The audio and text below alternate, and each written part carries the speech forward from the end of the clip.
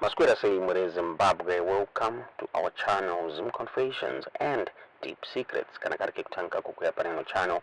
Please don't forget to subscribe. Subscribe, but don't forget to comment and share this video. Nasi Mure Zimbabwe takugira inya ya buritswa ne battle Zanu PF ya buda each commenter on a press release ya trend ama streets social media ya buda Yotaura iyo there was going to be a hearing for Owen Ncube, Comrade Owen Ncube, muri Zimbabwe shinze baada kubviswa pawo ministerial opposition navo muri Zimbabwe nekuda kwe slogan yavari kuita yekuti 2030 vaMnangagwa vanenge vachitonga since 2030 vaMnangagwa vanenge vachipo. So this press statement yabuda zvakare yanga yakanyorwa zvakare ichitaura ichiti according to the constitution president Emerson Mnangagwa vanokwanisa kuseva only 2 terms chinzi zvakare the candidate presidential elections at 2028 Achipo from one of the 2 second secretaries of the party vanwaivo retired General Constantino Chiwenga pamwechete na retired Colonel Kembo Mohadi. So Zanu PF yabuda ichikomenta on this press statement. This press statement yakapublished on 19 May yakanyorwa yakanzi the People's Revolutionary Party Zanu PF wishes to distance itself from the recent utterances by the party's member of parliament for Gokwe Kana, Honorable Owen Ncube. In a video circulating on social media, Honorable Ncube is seen chanting with the crowd the slogans 2030 vaMnangagwa vanenge vachitonga and 2030 vaMnangagwa vanenge vachipo. Zanu PF firmly believes in the following. In following the Constitution of Zimbabwe, which was passed by an overwhelming majority through a referendum in 2013. Thus, that Constitution states that a president can only serve 2 terms consisting of 5 years each. Accordingly, this means our party's first secretary and president of Zimbabwe, His Excellency Emerson Mnangagwa, will leave office on or before 2028 elections and not a day longer. The party's power matrix states our candidate for the 2028 elections will emerge from one of the 2 second secretaries of the party, retired General Constantino Chiwenga or retired Colonel Kembo Mohadi, and other party members, but not Comrade Mnangagwa. The party does not seek to change that status quo.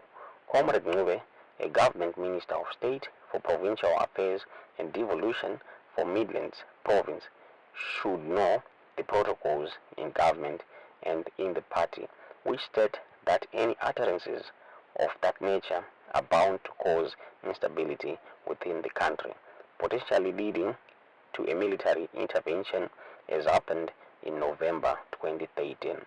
The party will not stand by Comrade Ncube's effort to further destabilize the already unstable party. A disciplinary hearing will be held in the coming days with the aim of removing Comrade Ncube from his ministerial position as well as within the party. We cannot let individuals promote gluttony and seek disunity. Those are zvakanyorwa. This press statement ichinzi yakasignwa na the Director of Information and Publicity weZanu PF Comrade Farai Muroiwa Murapira zvamuri kuona zviri apo. So Zanu PF yabuda ichikomenta the director we-information for Zanu PF abuda achikomenta on this later achitaura iye achiti Zanu PF zvakare ichitaura achiti the Zanu PF information department iri kuzvidistance from this later vachitaura achiti is fake and yakacreatwa in order to disinform people muri Zimbabwe. Tisingazive kuti munionawo sei nyaya iyi vakabuda vachitaura ivo vamurapira vakataura ivo vachiti the Zanu PF information department distances itself from the law posted fake later created and spread by miscreants.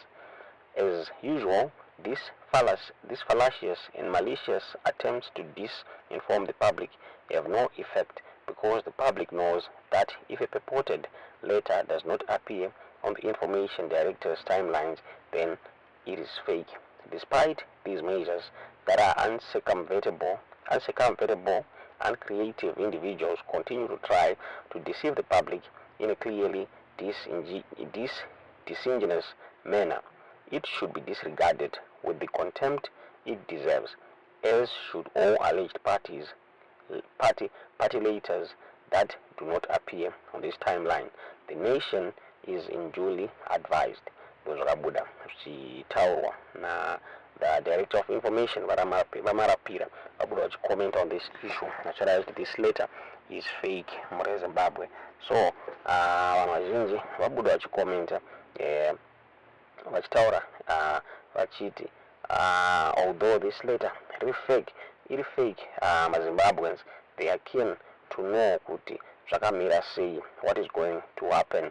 Owen Ncube ari kutaura sani paari kutaura achiti vaMnangagwa 2030 vanenge vachitonga muri Zimbabwe.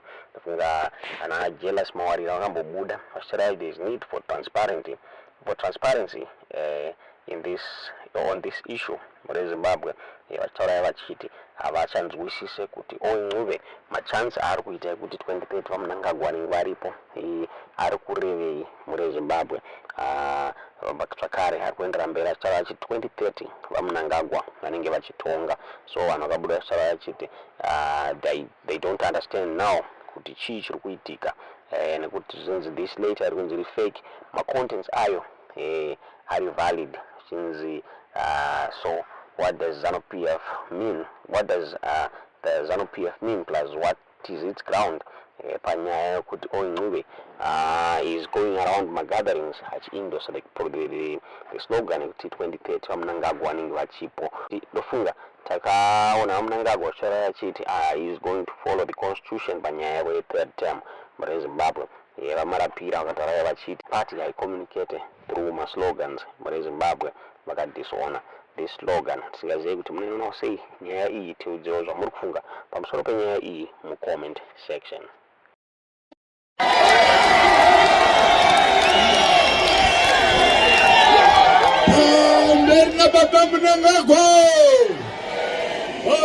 Baba Mnangagwa 2030